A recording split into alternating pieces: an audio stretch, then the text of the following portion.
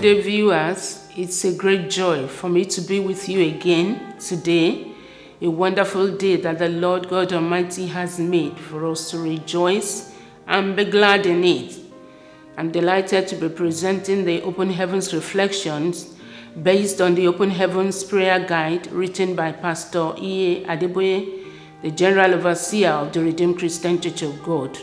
My name is Bumi Adekola and I'm a pastor in Christ Love Assembly, a parish of the Redeemed Christian Church of God in Didcot, Oxfordshire, United Kingdom.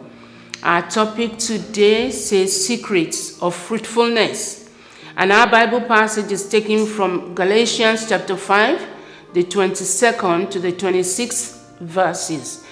And I will read, "But the fruit of the Spirit is love, joy, peace, long-suffering, kindness, goodness, faithfulness, gentleness, self-control. Against such there is no law. And those who are Christ have crucified the flesh with its passions and desires. If we live in the Spirit, let us also walk in the Spirit. Let us not become conceited, provoking one another, envying one another." And our memory verse is verse 25 of Galatians 5 that we just read. If we live in the Spirit, let us also walk in the Spirit. Our reflections together now. God has promised us abundance in every area, and all we must do is trust Him and obey. Even as early as creation, He blessed us and made us to be fruitful. He placed seeds within us that produce not only children, but greatness in every area so that we will show forth His glory. God is amazing, and one thing about Him is that He does everything without measure. When God decides to bless a man, He blesses him abundantly. That is why He says in John chapter 10, verse 10, "The thief cometh not, but for to steal, and to kill, and to destroy. But He says, I am come, that they might have life, and that they might have it more abundantly."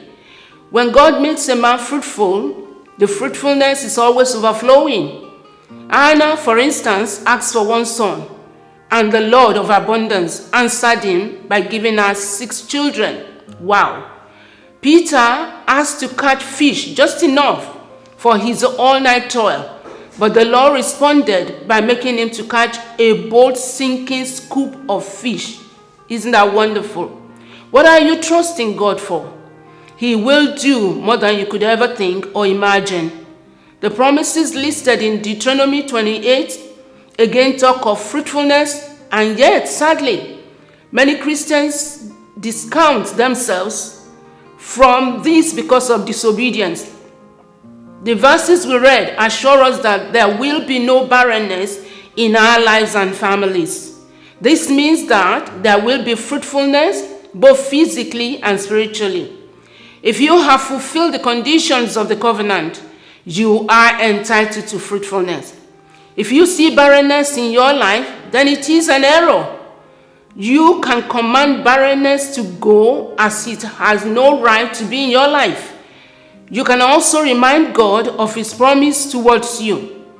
Verse 11 of Deuteronomy 28 says, "You shall be blessed above all peoples." In order for God to keep His covenant with us, we must keep His commandments.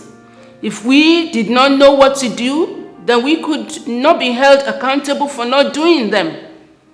We have been given instructions about what is expected of us, just as the Israelites were and were expected to obey Him.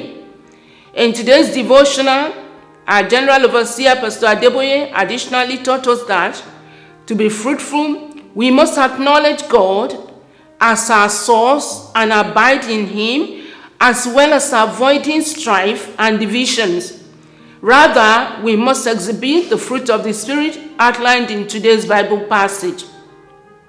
Now we need to pray together and say, "Father God Almighty, the God of fruitfulness, please destroy every agent of strife and divisions in my family."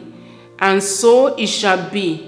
In the name of Jesus, there will be no hindrance to fruitfulness all around in your life and in your family, in Jesus' name.